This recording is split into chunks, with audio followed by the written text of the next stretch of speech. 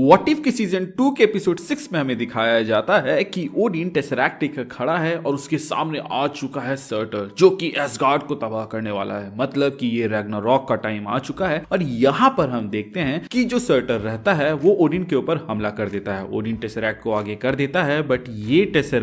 ये एसगार्ड को नहीं बचा पाता। उल्टा टेसरैक्ट टुकड़ों में बट जाता है और फिर उसका एक टुकड़ा अर्थ में जा गिरता है। फिर हमें वॉचर बताता है कि काफी समय बीत चुका है उस इंसिडेंट के और फिर हम देख पाते हैं कि काहोरी और उसका भाई खेल रहे होते हैं। यहाँ पर हम देखते हैं कि वो लोग एक जंगल की ओर भागते हैं जहाँ पर उन्हें सामने कंकाल देखने को मिलता है और यहीं पर काहोरी बताती है कि इस जंगल से आवाजें आती हैं और यहीं पे जंग हुआ था। उधर जाना मना है लेकिन ये दोनों वहाँ चले जाते हैं। सामने वो फॉरबिडन लेक देखते हैं जहाँ से लोग गायब होते हैं, लेकिन यहाँ पे काहोरी कहती है कि देखो उस लेक के ऊपर बतख घूम रहे हैं, मतलब कि यहाँ पर हम लोग आ सकते हैं और वो जो कहानियां हैं वो झूठी है। फिर इन लोगों को आवाज सुनाई देती है जैसे कि इनके गांव पर हमला हुआ है और ये दोनों भागकर वहीं जाते हैं जहां पर देखते हैं कि स्पेन से आए कुछ सोल्जर्स अटैक कर रहे होते हैं और उन सोल्जर्स की नजर काहोरी और उसके भाई पे पड़ जाती है। फिर वो लोग इसके पीछे भागते हैं और ये लोग भागते भागते एक गड्ढे में जा गिरते हैं। इसके बाद वहां पे सोल्जर्स भी आ जाते हैं और ये लोग छुपने के लिए आगे भागते हैं तो सामने एक लेक दिखता है और वो ब्लू कलर में रहता है। अब इन्हें समझ में आ जाता है कि जो भी कहानियां थी वो सच थी और इस लेक में जाने वाला हर इंसान गायब हो जाता है और उन्हें समझ में आता है कि ऊपर में जो लेक था मतलब कि तालाब था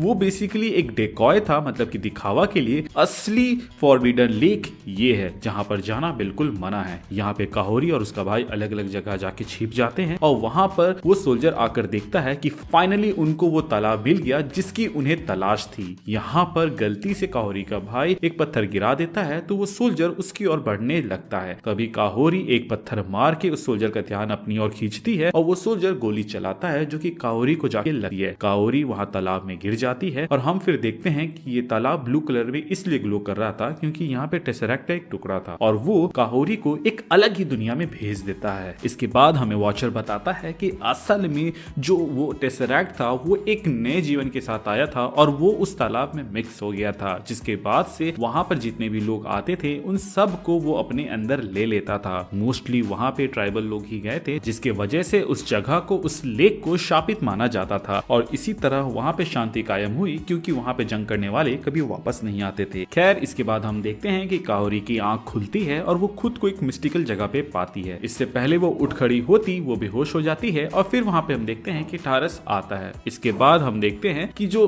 काहोरी रहती है वो एक टेंट से बाहर निकलती है और फिर वो चारों ओर देखने लगती है जहाँ पर एक औरत मैजिक के थ्रू पानी को गर्म कर रही होती है। वहीं आसपास के लोग भी जादू कर रहे होते हैं। तभी वहाँ पे टारस आता है और बताता है कि यहाँ चल क्या रहा है। वो बताता है कि यहाँ पे आने वाले लोगों के अंदर चेंजेस आ जाते हैं जिसके पास अजीबोगरीब पावर्स आते हैं। तुम सिर्फ यहाँ रहोगी तो तुम्हें पावर्स मिलते रहेंगे और अगर तुम यहाँ की चीजों को कंज्यूम करोगी तो तुम और भी ज्यादा पावरफुल हो जाओगी। तुम उस पोर्टल से आई हो जो कि आसमान में रहता है। और इसके बाद से काहोरी बोलती है कि मुझे अपने भाई के पास जाना होगा, वो खतरे में है। और फिर हम देखते हैं कि काहोरी कोशिश करती है उस पोर्टल के पास जाने की जहां पर वो मैजिक का यूज कर रही होती है, जिसको देखकर वहां पे मौजूद टारस कहता है कि तुम क्विक लर्नर हो बट इतना भी नहीं कि तुम इतनी आसानी से वहां तक पहुंच जाओ, क्योंकि वहां जाने की कोशिश कईयों ने की है बट आज तक कोई भी सक्सेसफुल नहीं हो पाया है। काहोरी बहुत कोशिश करती है लेकिन वो उसमें नाकाम होती है कि तभी हम देखते हैं कि एक साउंड उसे सुनाई देता है जिसके बाद से टारस कहता है कि हंटिंग टाइम हो चुका है, चलो हंट करने चलते हैं।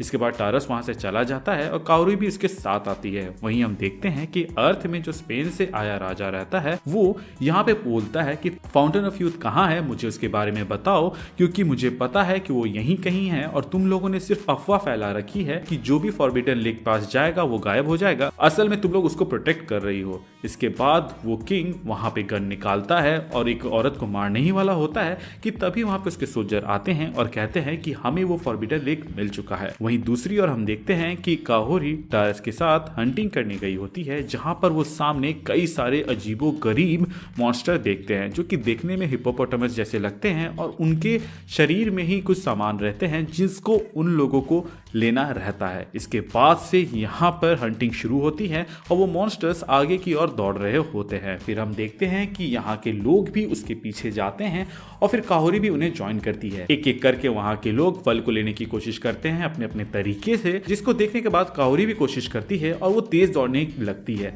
और जैसे वो तेज दौड़ने होने लगती है वो इतना ज्यादा तेज दौड़ देती है कि वो सबसे आगे चली जाती है और एक पत्थर से टकराने वाली होती है, इसीलिए वो मुड़ जाती है। एंड जब वो आगे जाके मुड़ती है तो उसके सामने मॉन्स्टर्स की पूरी फौज आ रही होती है। यहाँ पर वो अनजाने में एक मॉन्स्टर को हवा में उठा लेती है जैसे कि उसके पास टेलीकिनेसिस पावर हो, और जितने भी फल उसे चाहिए थे उस मॉन्स्टर से वो उनसे निकाल लेती है। इसके बाद हम देखते हैं कि ट्राइब के जितने भी लोग रहते हैं वो बताते हैं कि मैंने 5 फल लिए, तो किसी ने 12, तो किसी ने 15 कि तभी पीछे से काहोरी आती है जो कि अपने साथ कई सारी फल लेकर आती है जो कि पूरे ट्राइब के लिए काफी होता है। इस मोमेंट को वो लोग सेलिब्रेट कर रहे होते हैं कि वहीं दूसरी ओर किंग अपने सोल्जर्स को कहता है कि जितने भी लोगों को इमॉर्टल होना है यानी कि अमर होना है वो इसमें जाए, और हम देख पाते हैं कि वो सोल्जर्स पानी के अंदर जाते हैं और टेसरैक्ट का वो टुकड़ा उन्हें खींचकर इस दुनिया में ले आता है। यहाँ आते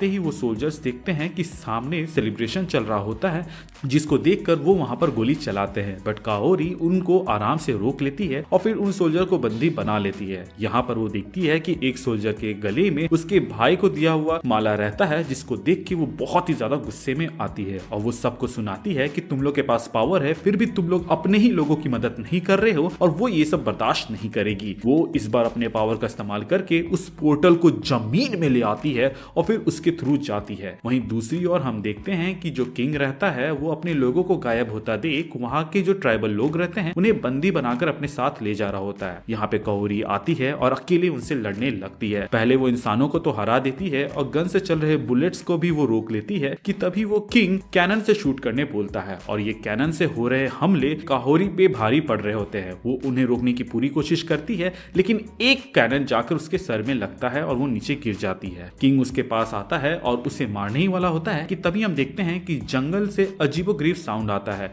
जो कि उन लोगों का होता है जो कि दूसरी दुनिया में टेलीपोर्ट हो गए थे टेसरैक्ट के वजह से, और ये लोग आकर यहाँ पर सबसे पहले अपने लोगों को बचाते हैं और स्पेन के जो सोल्जर्स आए हुए थे उन सबको यहाँ पे हरा देते हैं और उनके शिप को डिस्ट्रॉय कर देते हैं। यहाँ पे टारस कहता है कि हम अपने लोगों को बचाने आए हैं सिर्फ तुम्हारे वजह से, क्योंकि तुमने हमें वो हिम्मत और सही रास्ता बताया है जिससे हम भटक गए थे। इसके बाद हम देखते हैं स्पेन में जो क्वीन रहती है वो बोलती है कि हम रुकेंगे नहीं और जब तक सब कुछ कंकर कर ना ले हम आगे बढ़ते रहेंगे, हमारे पास अनचैलेंज सोल्जर्स है। कि तभी हम देखते हैं कि सामने एक पोर्टल खुलता है जिससे काहोरी अपने लोगों के साथ आती है और कहती है कि चुपचाप हमारे साथ सौदा कर लो वरना हम तुम्हारा वही हाल करेंगे जो कि इस थ्रोन का करने वाले हैं। और फिर हम देखते हैं कि काहोरी अपने टेलीकिनेसिस पावर की मदद से उस थ्रोन को डिस्ट्रॉय कर देती है। यहाँ पर क्वीन पीस के लिए मान जाती है कि तभी हम देखते हैं कि पीछे एक और पोर्टल खुलता है और उससे आता है हम सबका फेवरेट स्टेन सुप्रीम एंड कहता है कि मैं तुम्हें कब से खोज रहा था क्योंकि इतने कम समय में शांति कायम करना कोई तुमसे सीखे। और इसी के साथ ये एपिसोड खत्म होता है।